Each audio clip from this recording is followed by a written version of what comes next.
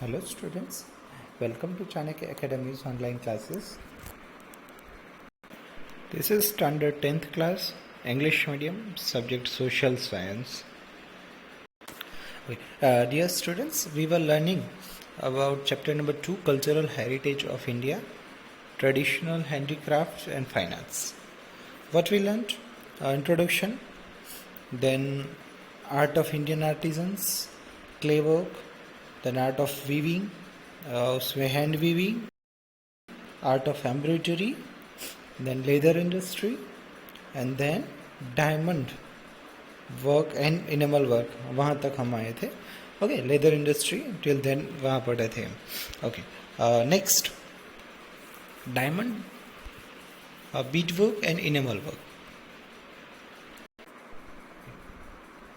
India has 7,517 km long coastline surrounding all three directions, east, west and south.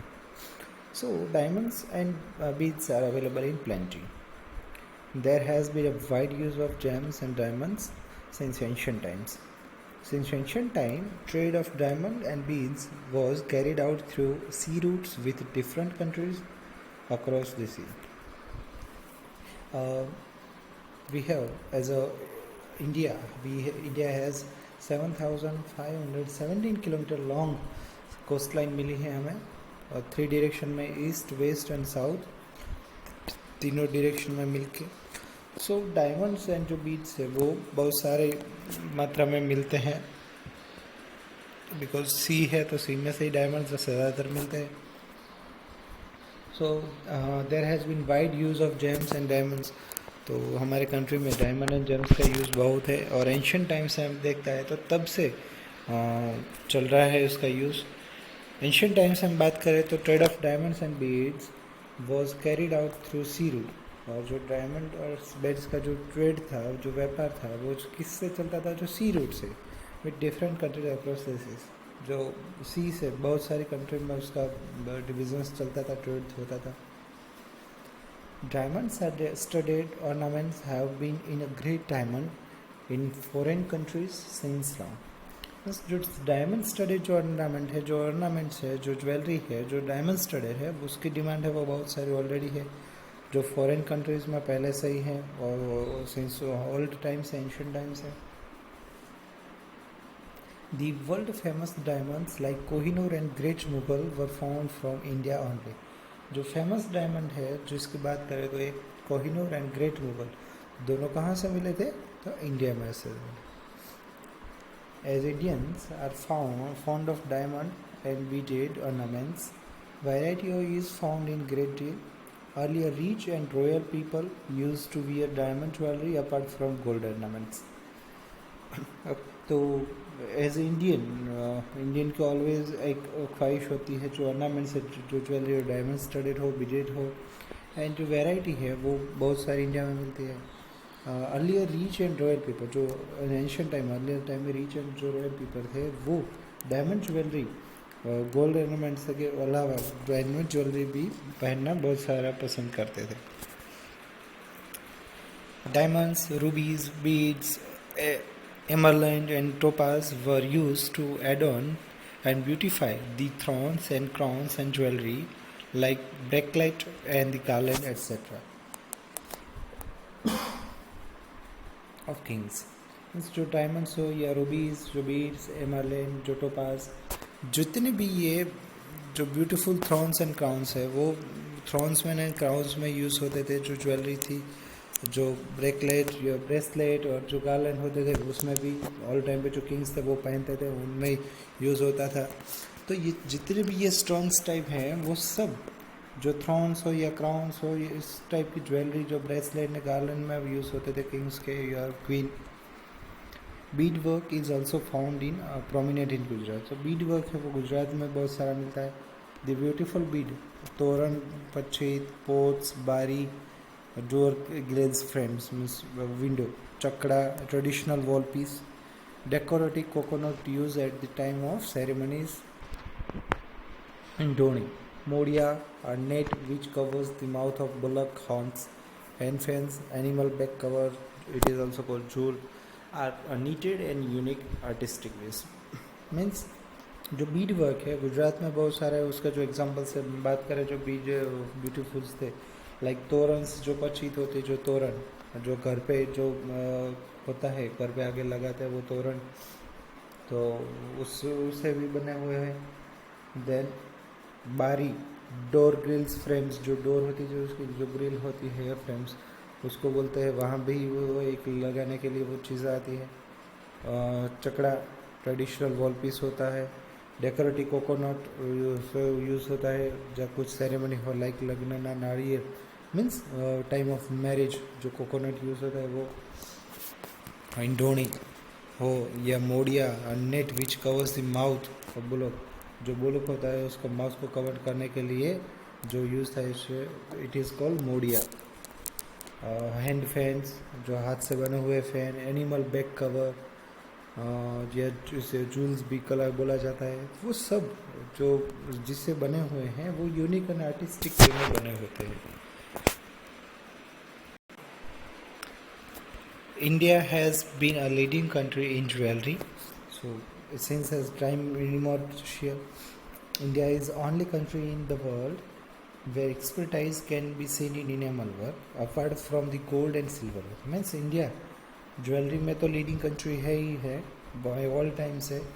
And India ऐसी only country है जो world में famous है expert है expertise India के पास है जो इनेमल वर्क है उसमें apart from the gold and silver work से अलग बात करें तो वो enamel work means the artistic skill of inlaying the bright colours like red green and blue in a gold silver ornaments like rings bangles earrings key chain etcetera. What is enamel work?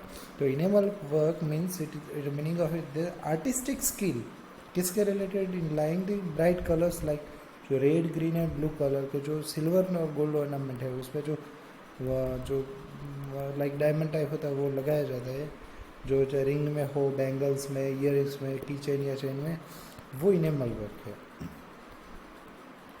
Expert of enamel work are seen in education in Jaipur. खास करके जो expert है वो कहाँ मिलते हैं तो जयपुर दिल्ली लखनऊ वाराणसी हैदराबाद. तो इनेमल वर्क वहाँ एक्सपर्ट वो सबसे ज़्यादा एक्सपर्ट है वो उसकी स्पेशलिटी है उनकी वहाँ पे. Next zari work. Zari work is seen in India since ancient time. Okay वो भी एक ओल्ड टाइम से एंशियंट टाइम से जरी वर्क भी इंडिया में दिखा जाता है. Golden and silver threads are woven with clothes and embroidery is done with gold and silver threads to decorate the clothes. Just golden and silver जो threads होते हैं उसको उसको एम्ब्रॉयडरी की जैसे बनाया जाता है उसको गुंथा जाता है किसके साथ विथ क्लॉथ्स एंड एम्ब्रॉयडरी की जाती है. It is done with gold and silver threads और उससे एम्ब्रॉयडरी की जाती है और किसको डेकोरेट किया जाता है क्लोथ्स को. It is called zari work. Surat is prominent place for zari work. Okay Surat वो फेमस है जरी वर्क के लिए.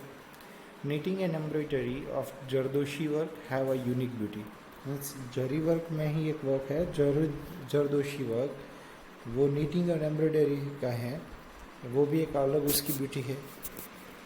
Even artisans of Surat could make beautiful dresses like sari, panetar, karchola etc. broidered with jari if needed. Means सूरत के जो भी artist है वो beautiful dress भी बनाते हैं. उससे अलावा क्या बनाते हैं साड़ी या पानेतर जो मैरिज में पहना जाता है वो या करचोड़ा जो है वो बॉर्डर भी बनाते हैं किसकी जरी की जो अगर ज़रूरत है कोई डिमांड करे तो. बाकी वो भी बहुत सारी फेमस होती है सारी भी सूरत से आती है तो ये एक चीज़ है. Next word metal work. Engraving means metal related work. The metal work is also very old form of an art of India. वो भी एक ओल्ड टाइम से चली आई हुई एक आर्ट है. Metal age began and developed after stone age. Means जैसे stone age ख़त्म हुआ उससे बाद जो मेटल एज आया जब मेटल फाइंड हुए तब से वो डेवलप हुए जा रहे थे. The artisans of Lothal made different weapons like sickle drill. It is also curved so and needle etcetera means metal जो आर्टिस्ट जो लोथल हड़प्पियन सिविलाइजेशन की बात करें लोथल अहमदाबाद डिस्ट्रिक्ट में it is Lothal made different weapons. तो कैसे वेपन्स बनाए थे मेटल में से लाइक सिकल या ड्रिल या नीडल वो भी बनाई थी उन्होंने उस टाइम पे मेटल में से। तो वो एंशियंट टाइम से मेटल वर्क इंडिया में है विथ कॉपर एंड ब्रॉन्ज। वो कौन सा मेटल ज़्यादा यूज़ करता था एट दैट टाइम? तो copper and bronze. Moreover they prepared utensils idols and pots. ठीक है, बात करिए ज़्यादा तो जो यूटेंशियल्स होते एंड जो पॉट्स थे आइडल्स थी those are also made from copper and bronze. Arms and ammunitions for wars were made of metal। जो जितने भी आर्म्स थे वॉर से रिलेटेड या उसका रखने की जो चीज़ें थी जगह थी उसको भी किससे बनाते थे? मेटल से। Gold and silver were used for making ornaments and अलग मेटल जो इसकी बात करें gold and silver also were used at that time for making ornaments. Copper brass and bronze were use to make utensils and copper brass और bronze की बात करें तो वो चीज़ें यूटेंशियल्स बनाने के लिए आइडल्स बनाने के लिए यूज़ होती थी। And iron was use to make instrument and weapons. और आयरन ज़्यादातर बात की जाए तो वो वेपन्स बनाने के लिए काम आते थे। Next art wooden art. Man trees and forest are closely associated with each other. Initially wood was also used as a firewood. Later on making weapons, construction of buildings and other construction work. Means man, trees and forests एक दूसरे के साथ जुड़े हुए हैं। In the starting wood also use as firewood. पहले के time पे wood as a firewood use होता था। बाद में धीरे धीरे वेपन्स बनाने में यूज़ होता था, धीरे धीरे बिल्डिंग्स बनाने में यूज़ हुआ एंड कंस्ट्रक्शन वर्क में। Gradually would was use for different purposes like for making idols, toys and children. Wooden pillars, windows and doors, small huts on top of the terrace, thrones, chairs and grills. धीरे धीरे would का use बढ़ा और धीरे धीरे जो different purposes के लिए यूज़ होने लगा लाइक मेकिंग आइडल्स या जो टॉयज़ बनाने के लिए चिल्ड्रन के लिए वुडन पिलर बनाने लगे। Then windows and doors of houses वो भी वुडन से बनाने लगे।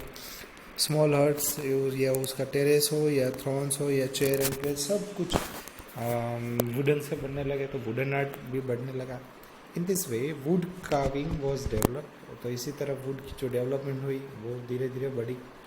Wooden furniture like swings and toys of Idar and Sankheda in Gujarat are well known. तो वुडन फर्नीचर सबसे ज़्यादा फेमस गुजरात में कहाँ का है? तो ईडर एंड संखेड़ा दो प्लेसेस है। ईडर एंड संखेड़ा दोनों का वुडन फर्नीचर बहुत फेमस होता है। Next inlay work. Inlay work is considered to be very ancient art of India. तो वो भी एक बहुत ओल्ड एंशियंट टाइम से आर्ट चली आ रही है। तो Indian kings, emperors, rulers and royal people of that time used to wear ornaments as necklace, bracelet, crown, ring, nose ring, damni, it is also called tiko, etc. were studded with precious gems like diamonds, pearls, rubies, etc. Artisans were expert in the work of inlay art. Bikaner area of Rajasthan is more popular in inlay work. तो inlay work क्या है? तो Indian Kings जो थे या emperors थे, rulers and royal people थे eight that time ancient time पे, वो क्या पहनते थे? ऑर्नामेंट्स। कैसे ornaments? Like necklace, bracelet, crown and ring, nose ring या टीको, ये चीज़ें पहनते थे। वो किससे स्टडीड हुए होते थे? Precious James like diamond, pearls and रूबीज। और आर्टिसन जो आर्टिस्ट होते थे वो एक्सपर्ट होते थे काम में कि उसको अच्छे तरह से जो नेकलेस है उसमें डायमंड कैसे तरह से फिट किया जाए। तो it is called inlay work. और बीकानेर राजस्थान में वो इनले वर्क में फेमस था, पॉपुलर है। Next work akik work. What is akik work? Akik is a kind of precious stone. तो अकीक एक स्टोन ही है, precious stone, especially found in valley area of river. जहाँ कहाँ मिलता है? जनरली जो वैली एरिया होता है रिवर का वहीं मिलता है। इट इज़ चीफली कैलकोडाइट मिक्सड विथ सिलिका, ब्लू और वाइट स्टोन। मीन्स तो वो किससे बना हुआ होता था? कैल्सिडाइनिक मिक्सड विथ सिलिका से, जो सैंड से मिला हुआ जो ब्लू और वाइट स्टोन होता है. Carnelian is main stone with semi transparent quality and beautiful red in colour. एक है कैरेलियन जो मेन स्टोन है अकीक में, वो एक सेमी ट्रांसपेरेंट होता है, no transparent no non transparent, ऐसी क्वालिटी एंड ब्यूटीफुल जो रेड कलर में बना हुआ होता है, ऐसा हो एक कलर का स्टोन है. In Gujarat various precious stones are available in big and small size at Ratanpur and Surat, Ranpur and Surat. बस गुजरात में वो ये सब प्रेशियस स्टोन्स अवेलेबल है या स्मॉल या बिग साइज में. कहाँ, Ranpur and Surat, both places पे. All these stones are sent to Khambhat to mold into various beautiful ornaments with various design. और इस स्टोन को कहाँ भेजा जाता है? खंभात, भरूच डिस्ट्रिक्ट में, गुजरात में ही. तो वो मोल्ड करने के लिए, ब्यूटीफुल ऑर्नामेंट बनाने के लिए, उसके यूज़ करने के लिए, वहाँ डिज़ाइन करने के लिए, तो खंभात में उसकी डिज़ाइनिंग होती है. Beads and garland of stones are prepared by them. और उसमें से बीड एंड गार्लैंड भी बनाए जाते हैं अकीक में से. दो this is also important work art.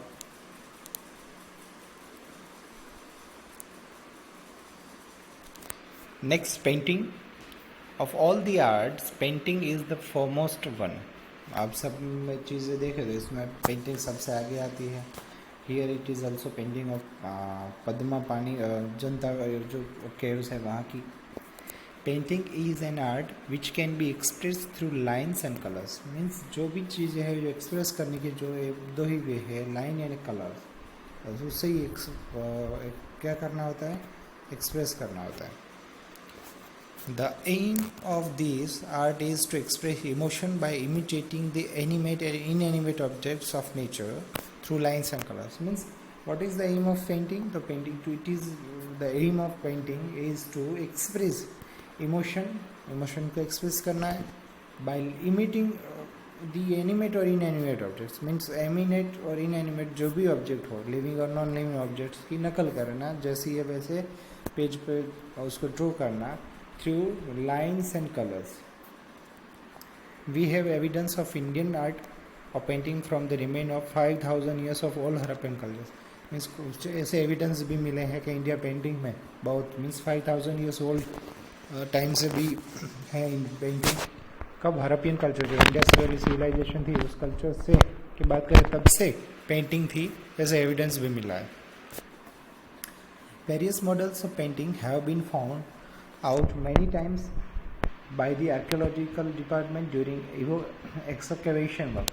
Means various models and paintings have been found, वो find किया गया है many times by the archaeological जो department है, like हरप्पन कल्चर था, वो archaeological department ही निकाला था, तब ये चीज़ें मिलती है. We have traces of the pictures of animals and birds in cave painting of primitive men of Stone Age of Bhimbetka, which is in MP, Madhya Pradesh. Means वो चीज़ हो जो ट्रेस की हो, जो एनिमल्स की पिक्चर्स थी या बर्ड्स की जो पेंटिंग थी उस टाइम की, वो मिली है. केव पेंटिंग थी, जो केव पे पेंटिंग की गई थी, वो भी उसके जो भी एविडेंस मिले हैं.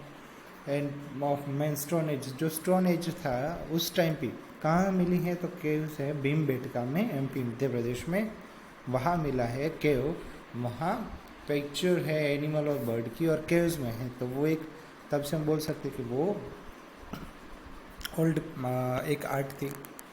People use to draw geometric design and sketches. At that time, in ancient time, people were use to draw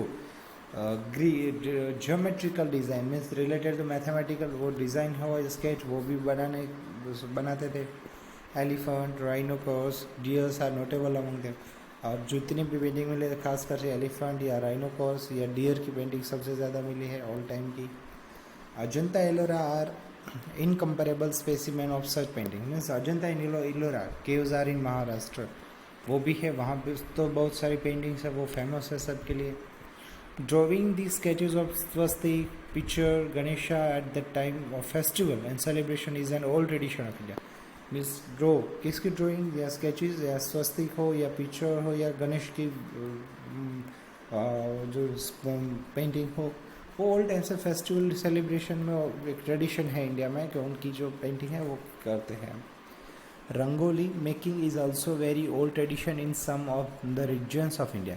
means rangoli making वो it is also type of painting. वो भी वो ओल्ड टाइम से वो चल रही है इंडिया में, तो वो भी एक हमारा ट्रेडिशन है, हमारा कल्चर है, हेरिटेज है. Next point is fine arts of India. Now fine arts, these जो हमने पढ़ी जो थी वो हैंडीक्राफ्ट थी, हैंड रिलेटेड एम्ब्रॉयडरी या पिक्चर जो हाथ से बना. Now fine arts of India, singing, playing, dancing, performing roles of different characters is a unique feature of Indian culture. Entertainment with moral education has been imported since ancient times through dramas based on the greatest scriptures like Ramayana and Mahabharata. Means fine arts में क्या क्या आ सकता है? Singing हो, playing, dancing, performing roles of different character. ये एक India की बहुत पुराने टाइम से जो फीचर्स था कल्चर का. Entertainment with moral education, means entertainment तो मिलता है, साथ साथ कुछ मोरल एजुकेशन भी मिले. ऐसे टाइप के जो एंशियंट टाइम से वो ड्रामास होते थे based on greatest scriptures, like वो जनरली बेस्ड होते थे, रामायण महाभारत से बेस्ड जो ड्रामा प्ले करते थे और लोगों को मोरल एजुकेशन दिया जाता था इन ancient time. First art music की बात करें. Indian music is unique in the world from the point of view of tune, rhythm and harmony, and so it is different from the music of other countries of the world. Means India का जो music है वो different है world में सबसे. किस in the point of view with tune हो या उसकी रिदम हो या हार्मनी हो, and it is also different from any other countries world में सब. Samaved, one out of the four Vedas, is considered to be associated with music. Four Vedas in Indian culture: Rigveda, Samaveda, Atharvaveda and Yajurveda. उसमें एक है सामवेद. तो सामवेद वो है एक वेदा जो किसके साथ जुड़ा हुआ है? तो म्यूज़िक के साथ. मीन्स वो बोला जाता है कि सामवेद से ही म्यूज़िक आया है. तो आप याद रखना, Samaveda it is associated with music. Richas of Samveda are sung with tune and rhythm of music. Means Samaveda की जो रिचा जो स्टांजा थी वो गाई जाती थी ट्यून के और रिदम के साथ, म्यूज़िक के साथ. तो इसलिए बोला जाता है कि म्यूज़िक का देवता है भी बोला जाता है, कुछ बोलते हैं. Origin place of music is Samaveda. So music involves both singing and playing. Means music में वो है, म्यूज़िक हम बजा भी सकते हैं और गा भी कर सकते हैं. These two way. Sa re ga ma pa dha ni are 7 vowels of music. Music के 7 वोवल्स है, सा रे गा मा प ध नी.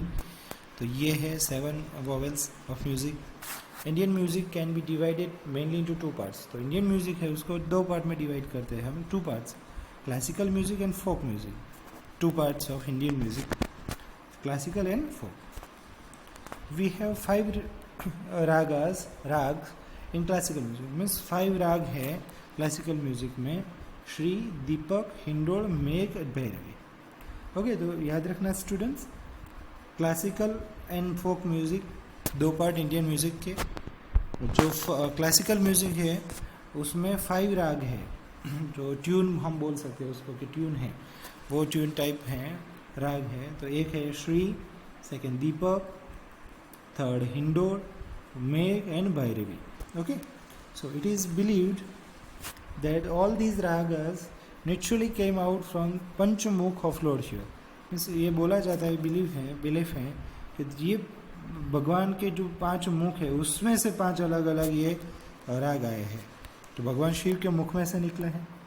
इन ancient India many texts were written on music, out of which the introduction of 3. Means ancient time में बहुत सारी पुस्तक भी, किताबें भी लिखी गई थी म्यूज़िक पे, एंड जिसमें 3 जो मेजर हैं: संगीत मकरंद, संगीत Ratnakar and Sangeet Parijat. 3 which one? तो संगीत मकरंद, संगीत Ratnakar and Sangeet Parijat. 3 book, main book थी एंशियंट टाइम में music related. Some also instrument of music pictures are given. One picture is here. It is called Rudra Veena. Next, ये हैं 3 also music instrument which can be played: sitar, इसको बोलते हैं tanpura, and sarangi. Okay, sitar and tanpura में बहुत सारा difference है, आप देख सकते हो. वीणा में भी डिफरेंस है, तो एक के साथ मिक्स मत करना कभी. ओके, जो बात कर रहे थे हम 3 जो बुक्स थी, वन संगीत मकरंद, संगीत रत्नाकर एंड संगीत पारिजात. One by one. तो संगीत मकरंद, a music scholar Narad who had written संगीत मकरंद in about 1900 BC. तो संगीत मकरंद किसने लिखा था? It is written by Narad Muni. Narad जो उनका नाम था. संगीत मकरंद कब लिखा था? 1900 BC में. It describe 19 veenas and 101 rhythms which are useful in today. तो उसमें 90 वीना और 101 टाइप ऑफ रिदम की बात उन्होंने लिखी थी इसमें, वो अभी भी यूजफुल है. Sangeet Ratnakar, the writer of this text was Pandit Sarangdev. Ratnakar, Sangeet Ratnakar के राइटर कौन थे? तो पंडित सारंगदेव. याद रखना, Pandit Sarangdev. He lived in Daulatabad, Devgiri. Daulatabad में रहते थे, उनका प्लेस था देवगिरी में. So he was familiar with south and north Indian music. तो वो दोनों से परिचित थे, south and north Indian music के, बिकॉज देवगिरी आया है मिडल ऑफ इंडिया में. Pandit Vishnu Narayan Bhatkhande considered Sangeet Ratnakar as the most authentic book of music. Means एक म्यूजिशियन पंडित विष्णु नारायण भातखंडे, उन्होंने क्या बोला कि जो पंडित संगीत रत्नाकर रिटन बाय पंडित सारंगदेव हैं, वो ऑथेंटिक बुक, म्यूजिक की सबसे ऑथेंटिक बुक ही है वो. Sangeet Ratnakar is believed to be unique in the understanding of the ashtottar. और ये भी बोला कि संगीत रत्नाकर में जो भी बातें हैं वो यूनिक है और म्यूज़िक की सब चीज़ें इसमें हैं, तो एक ऑथेंटिक सोर्स है. ओके. तो संगीत रत्नाकर रिटन बाय पंडित सारंगदेव, जो दौलताबाद देवगिरी में रहते थे. पंडित विष्णु नारायण भातखंडे ने बोला कि ऑथेंटिक बुक है म्यूज़िक की. एक नेक्स्ट पंडित संगीत Parijat. Sangeet Parijat. Sangeet Parijat is a very important book of music, also important music book है. Pandit Ahobal had written this text in 1665. तो कौन थे राइटर? पंडित अहोबल. कब लिखी? 1665 में. BC नहीं, AD में लिखी. In northern Hindustani music. कहाँ पे? कौन से रिलेटेड? नॉर्दर्न हिंदुस्तानी म्यूजिक पे, नॉर्थन साइड में. He had noted one important characteristic features of all the ragas, saying that the ragas have their own individual identity and characteristics. मैंने उन्होंने एक चीज़ note की थी, इम्पोर्टेंट कैरेक्टरिस्टिक बताया था राग के रिलेटेड, कि जो भी ये राग है 5 रागास, जो एक इंडिविजुअल है, सबकी अलग इंडिविजुअल आइडेंटिटी है और अलग कैरेक्टरिस्टिक्स है. He has described 29 types of tune, और उन्होंने 29 टाइप्स ऑफ ट्यून्स उन्होंने डिस्क्राइब की थी. ओके. सो ये 3 बुक जो रिलेटेड टू म्यूज़िक वो इम्पोर्टेंट थी, वो हमने देखा. ओके. ये स्टूडेंट्स, यहाँ से जो नेक्स्ट टॉपिक है वो हम नेक्स्ट लेक्चर में पढ़ेंगे. टिल देन ये जितने पॉइंट आपने पढ़े हैं वो अच्छी तरह से याद कर लेना और लिख लेना, that you can remember. Okay. Dear students, I hope you have got all the points that I have taught you today.